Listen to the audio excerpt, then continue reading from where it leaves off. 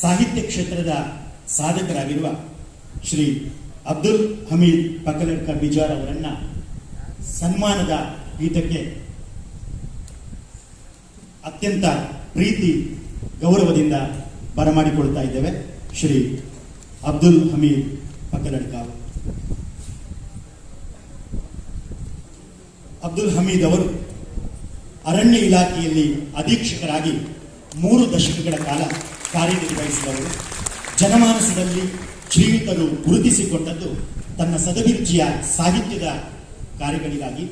ಪಾದದಡಿಯ ಸ್ವರ್ಗ ಮೊದಲಾದ 8 ಮೌಲಿಕ ಕೃತಿಗಳನ್ನು ನೀಡುತ್ತಾ ಬಂದಿರುವ ಇವರಿಗೆ ವರ್ಧಮಾನ ಉದಯೋನ್ಮುಖ ಪ್ರಶಸ್ತಿ ಸೇರಿದಂತೆ ಅನೇಕ ಜಿಲ್ಲಾ ಮತ್ತು ರಾಜ್ಯ ಮಟ್ಟದ ಪ್ರಶಸ್ತಿ ಬಹುಮಾನಕ್ಕೆ ಭಾಜನರಾದವರು. ಸಮಾಜಮುಖಿಯಾದಂತಹ 10 ಹಲವು ಲೇಖನಗಳ ಮೂಲಕ ಜನರ ತನ್ನ ಚಿಂತನೆಯನ್ನ ತನ್ನ ಬೆಳೆಸಿದ ಕೀರ್ತಿ ಶ್ರೀಯುತರಿಗೆ ಸಲ್ಲುತ್ತದೆ. ಕವಿಗೋಷ್ಠಿಗಳಲ್ಲಿ ಕವನಗಳ ವಾಚನ ಮತ್ತು ಅಧ್ಯಕ್ಷತೆಯನ್ನ ವಹಿಸಿಕೊಂಡವರು. ಅನೇಕ ಕಮ್ಮಟಗಳಲ್ಲಿ ಸಂಪನ್ಮೂಲ ವ್ಯಕ್ತಿಯಾಗಿ ಕಾರ್ಯನಿರ್ವಹಿಸಿದವರು. ಅವರಿಗೆ ಈ ಸಮಾರಂಭದಲ್ಲಿ ಸರ್ವಾಧ್ಯಕ್ಷರು, ಜಿಲ್ಲಾಧ್ಯಕ್ಷರು, ತಾಲೂಕು ಘಟಕದ ಅಧ್ಯಕ್ಷರು, ಸರ್ವ ಅತಿಥಿ ಬಂಧುಗಳು ಅವರನ್ನ ಸನ್ಮಾನಿಸಬೇಕು ಅಂತ ಅತ್ಯಂತ ಪ್ರೀತಿ ಗೌರವದಿಂದ ವಿನಂತಿಸ್ತಾ ಇದ್ದಾರೆ.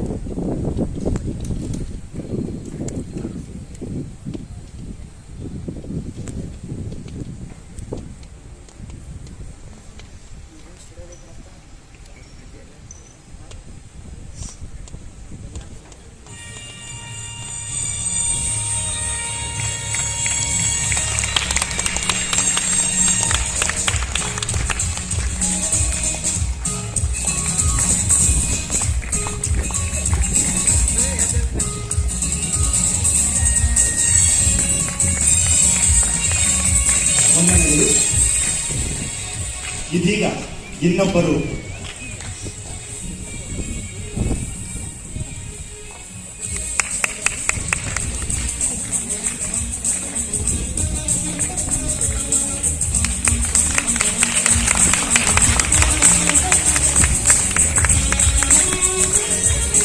ವಂದನೆಗಳು.